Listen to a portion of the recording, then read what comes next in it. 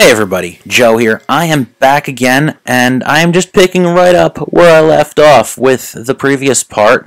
I'm filming these two back to back. Why not?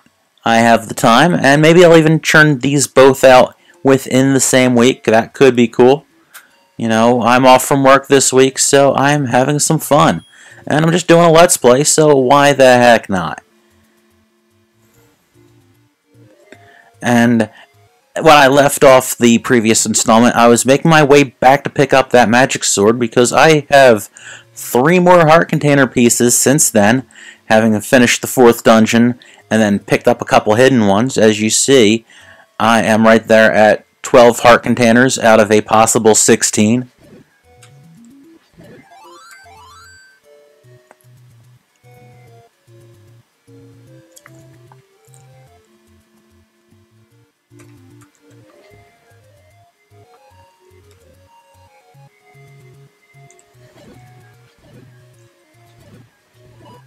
I'm not going to bother topping off my magic.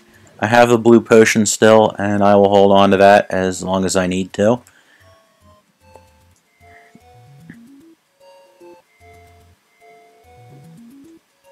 Unless I do something really stupid, I probably won't need potion right away until I'm in the next dungeon.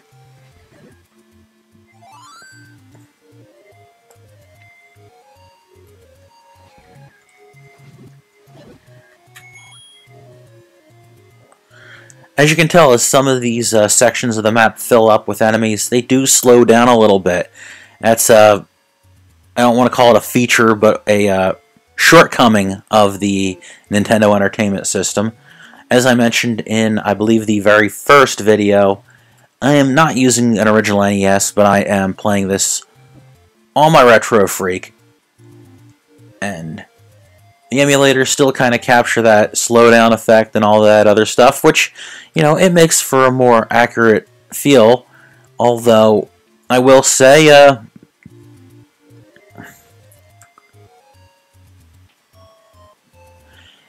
it does look a lot better than just plugging a regular NES in. At least to me, it does.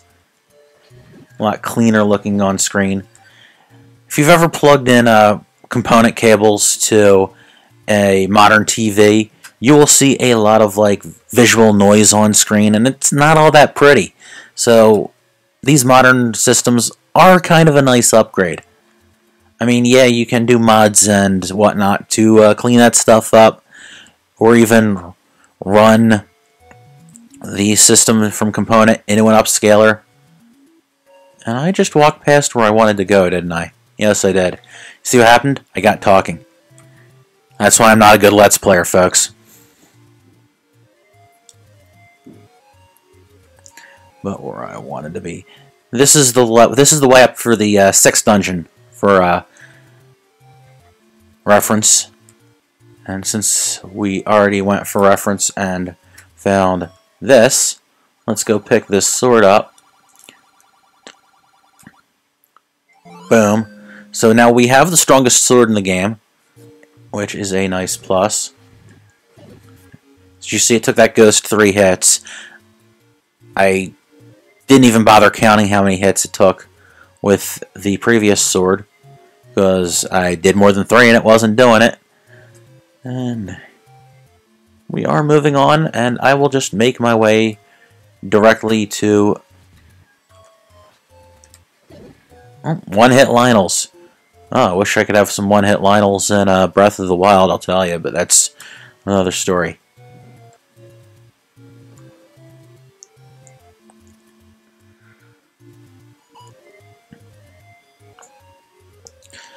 Speaking of Breath of the Wild, I am kind of thinking of doing a thoughts video about the game, mainly because I actually just beat it the other day.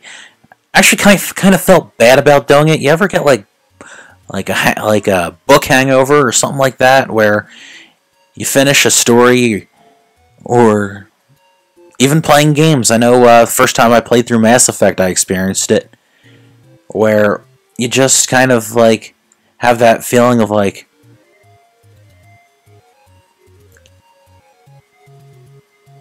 it's hard to explain, really, but you know what I mean.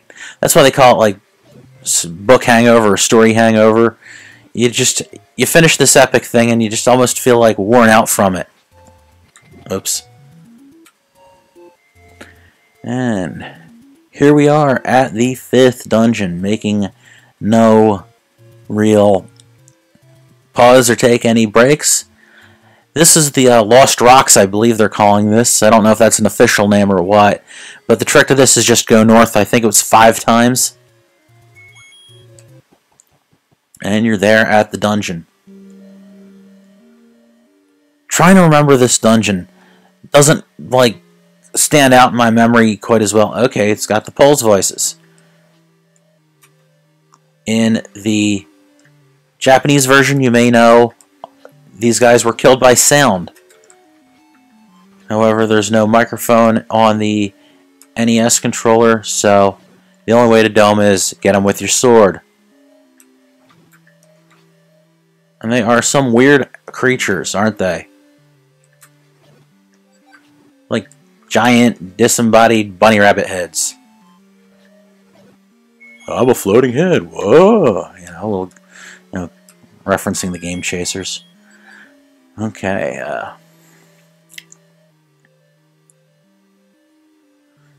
The obvious, every dungeon starts off by handing you a key, because they expect you to use up all the keys in all the dungeons by going into every area, but you don't always need the keys to get where you're going.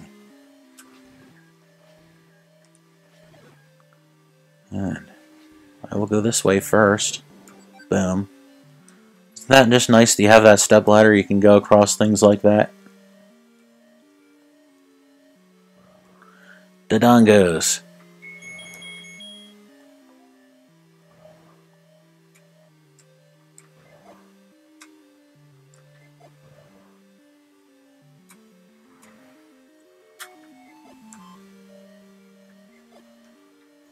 In one of these dungeons, there is a hidden thing where somebody offers to expand your bomb storage, which is kind of nice.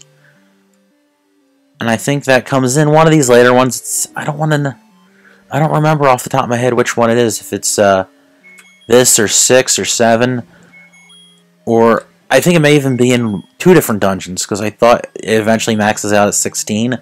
Not certain about that. Not at all. It's been a while. And that guy's carrying bombs, but I didn't need them because another guy dropped some bombs, so hey, that was convenient. Is there a secret in one of these? There would have to be something because that door didn't open. Some of the...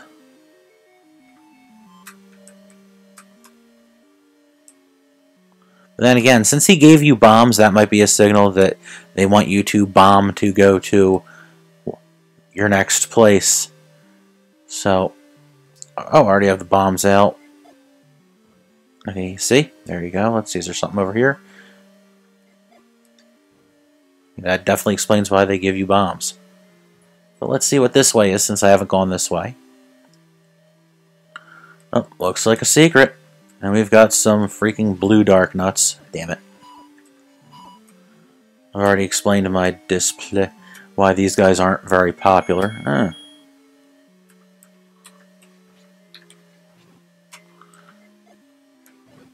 Oh, that's nice.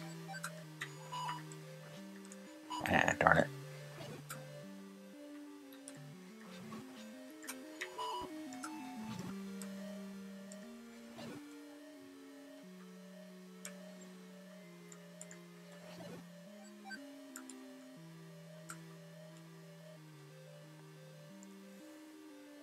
I know you can't just move this until you defeat them all. Whoa.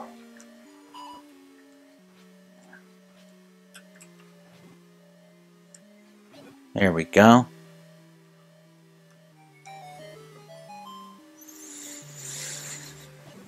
Now, is this a way to a secret, or is this just a way to another part of the map? It's just a way to another part of the map, because some of these later maps do that. Kind of a clever thing. I'll even pull this up to show you. Now I'm on the top of the board. And here's more of these guys. And I guess I'll fight them.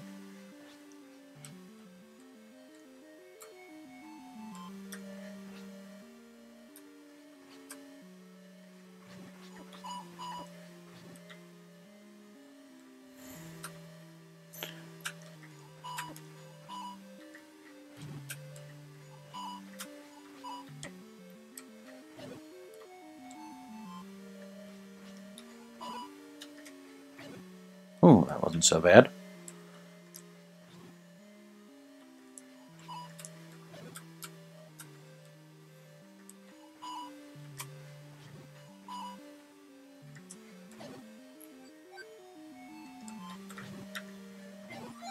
Oh, very nice. And this leads you to another stairway.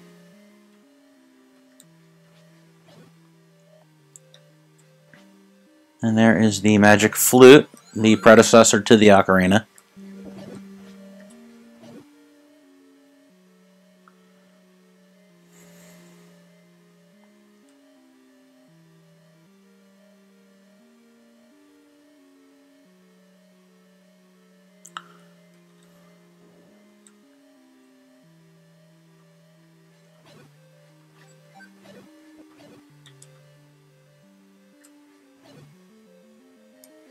I don't need to get all these guys, I don't think, but I will anyway.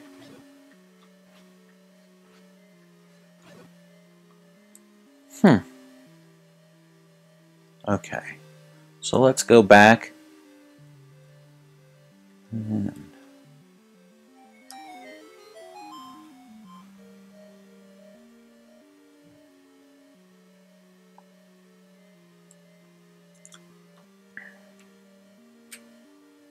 Yeah.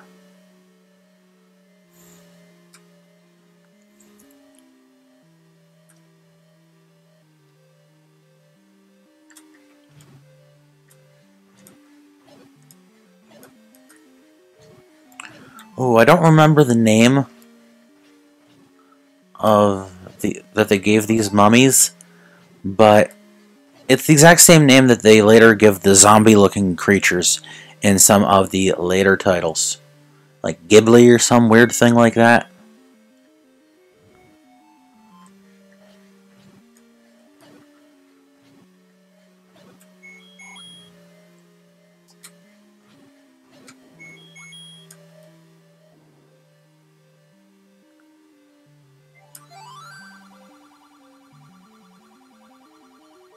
And that's why they give you the flute in this game. This is the first instance of an item you need to defeat the boss is in the dungeon, which is a common Zelda trope later on.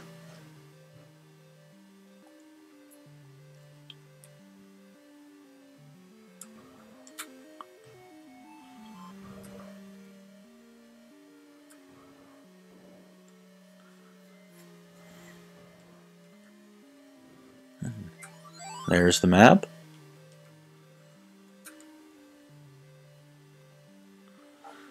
You know, I've already defeated those Dodongos once, so I don't really need to go do that again. Not much of a point.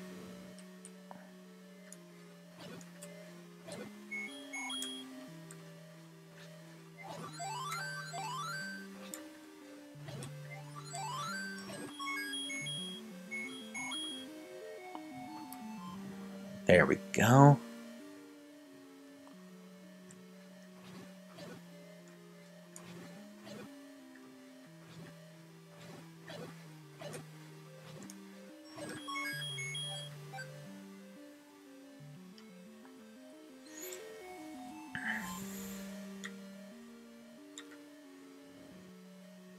Should have thought of that.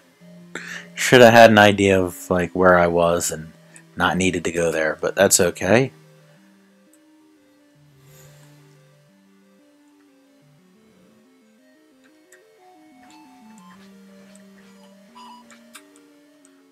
One nice thing is if you do stand out on one of these areas with the step ladder, you go places that the monsters can't go because they're confined to the walkways as well.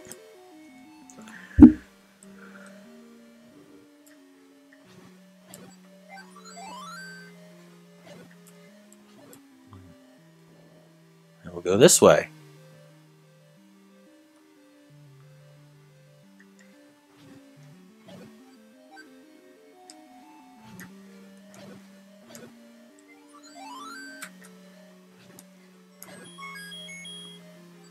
That works.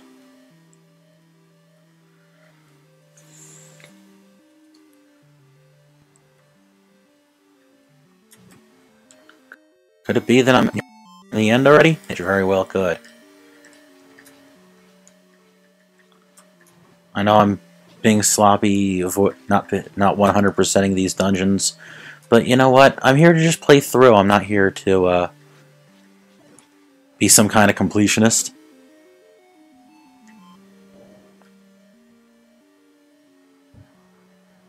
Yep, this is the final boss. Don't look too threatening or anything, but what's down here? Just another room. Did they give you anything special in this room? I don't recall. But the only way back out of it is to defeat everybody.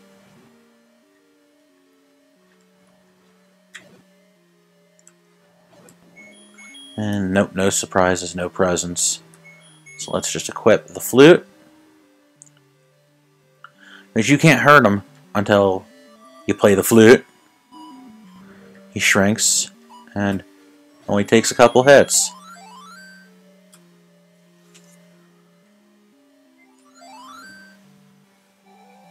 And there we go. Level 5 in the bag. Alright. And you know what? I went a little long with the previous episode, so why not cut this one a little bit short? Hope you've enjoyed this installment. Hope you come back for the next one. And I'll see you then. Thanks for watching. Take care.